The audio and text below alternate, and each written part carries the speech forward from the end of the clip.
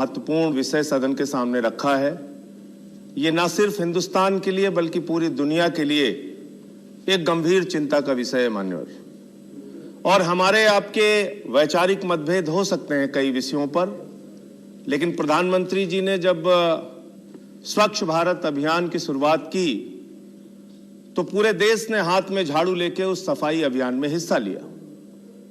और हमारे दिल्ली के मुख्यमंत्री अरविंद केजरीवाल जी ने और हम लोगों ने भी उस सफाई अभियान में हिस्सा लिया मान्यवर, इस धारणा के साथ, इस सोच के साथ कि स्वच्छता एक ऐसा मुद्दा है जिसमें राजनीतिक दलों के मतभेद को दलगत भावना से ऊपर उठ के किसी राज्य की, किसी देश की, किसी स्थान की, वहां रहने वाले लोगों की भलाई कैसे हो सकती है, यह महत्वपूर्ण है।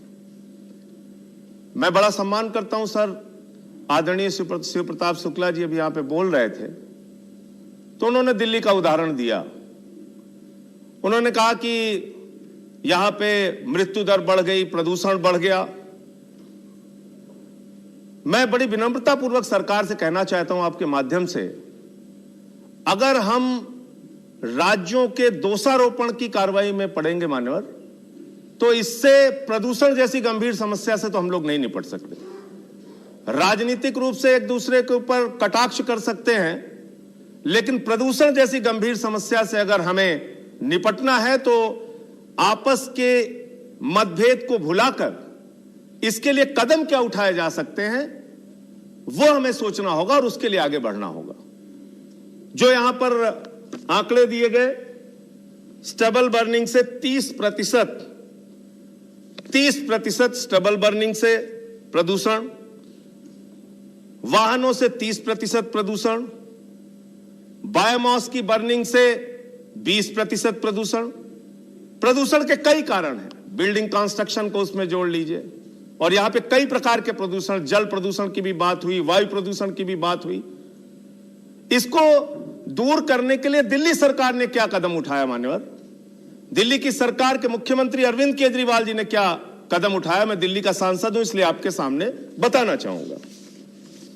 मान्यवर, हमने दिल्ली के विधानसभा में 100 किलोवाट का सोलर प्लांट के जरिए, वहां पर दिल्ली की पहली विधानसभा, देश की पहली विधानसभा दिल्ली की विधानसभा है जहां पे पूरी बिजली हम सोलर के जरिए प्राप्त करते हैं और इससे करीब करीब 10 लाख रुपए सालाना बचत करते हैं।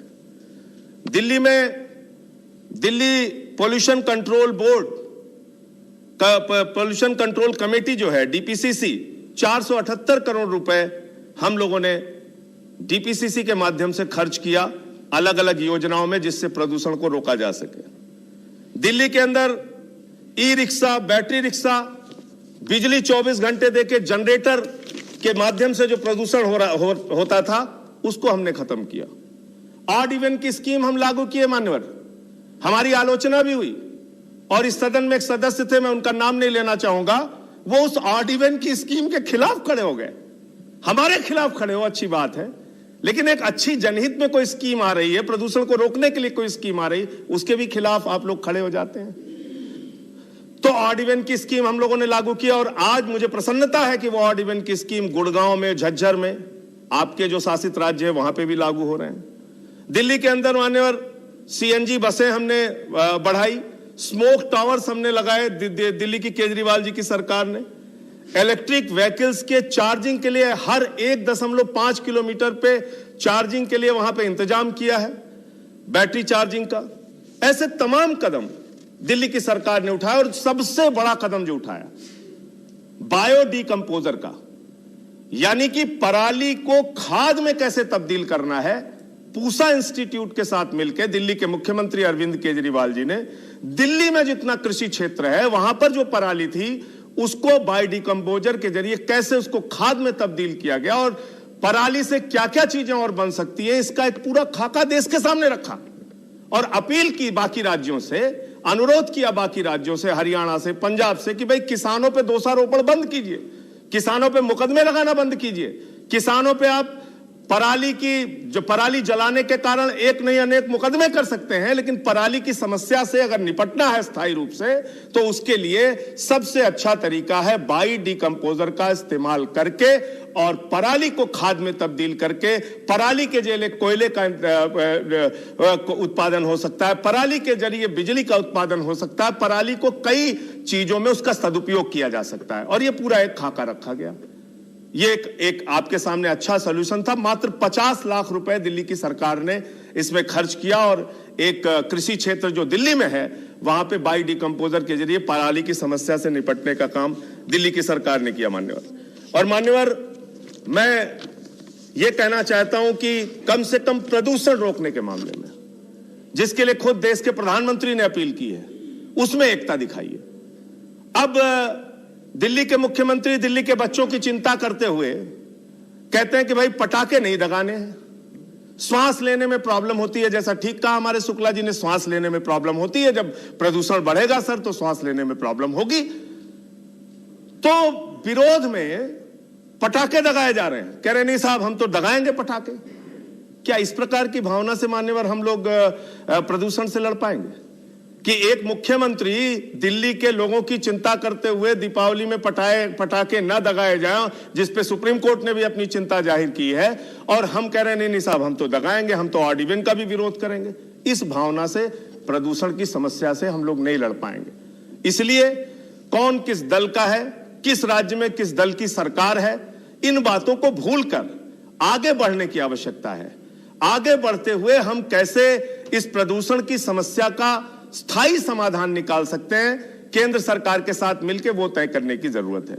दिल्ली की बात आपने की तो एक बात कह के अपनी बात को खत्म करूंगा। मान्यवर, केंद्र सरकार ने देश के 42 शहरों को प्रदूषण से लड़ने के लिए 2200 करोड़ रुपए की योजना लागू की।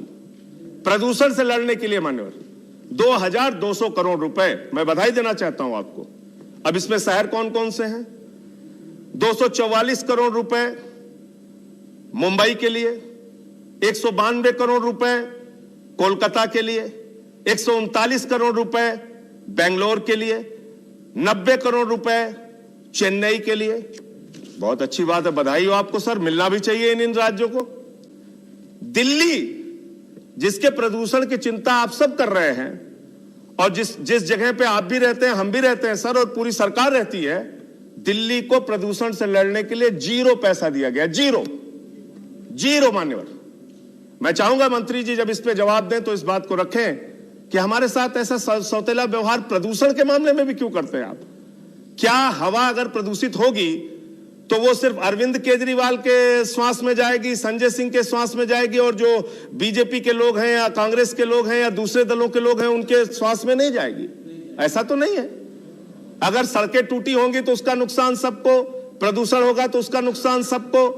तो इसलिए प्रदूषण जैसे मुद्दे पर भी आप दिल्ली के साथ जो भेदभाव करने का काम करते हैं इसको बंद कीजिए। एक ऐसी योजना बनाइए जिससे प्रदूषण की समस्या से अस्थायी समाधान निकल सके, वरना अक्टूबर से लेकर दिसंबर तक हम लोग न्यायालयों के आदेश का पालन करते हुए ही बीतता है हमारा पूरा समय, और न्यायालय को हस्तक्षेप करना पड़ता है। न्यायालय को कहना पड़ता है ये कदम उठाइए, ये कदम उठाइए, स्कूल बंद कीजिए। मजदूरों को संकट आ जाता है सर, जब हम कंस्ट्रक्शन बंद करते हैं इतनी बड़ी तादाद में मजदूर बेरोजगार होता है कि आप कल्पना नहीं कर सकते। उनकी तो 2 वक्त की रोटी उसी चूल्हे से, मजदूरी से, जो चूल्हा जलता है उससे चलती है सर। और मजदूर एकदम बिल्कुल, जब कंस्ट्रक्शन बंद होता है आपात स्थिति में बिल्कुल, तो वो लोग बिल्कुल सड़क पे आ जाते हैं, बेरोजगार हो जाते हैं, कोई उनके पास साधन नहीं होता। तो मैं फिर से एक बार यह अनुरोध करूंगा आपके माध्यम से सरकार से कि ये प्रदूषण एक बहुत बड़ी समस्या है, इसको राज्य सरकारों के साथ मिलकर और इसका जो अस्थायी समाधान निकलता है, जो कुछ आप अच्छा कर सकते हैं उसको हम ग्रहण करें, जो कुछ दिल्ली की सरकार और केजरीवाल जी अच्छा कर रहे हैं उसको आप ग्रहण करें और प्रदूषण का एक अस्थायी समाधान निकालें। बहुत बहुत धन्यवाद माननीय। धन्यवाद संजय सिंह जी। Next speaker Shri Mahesh Poddar.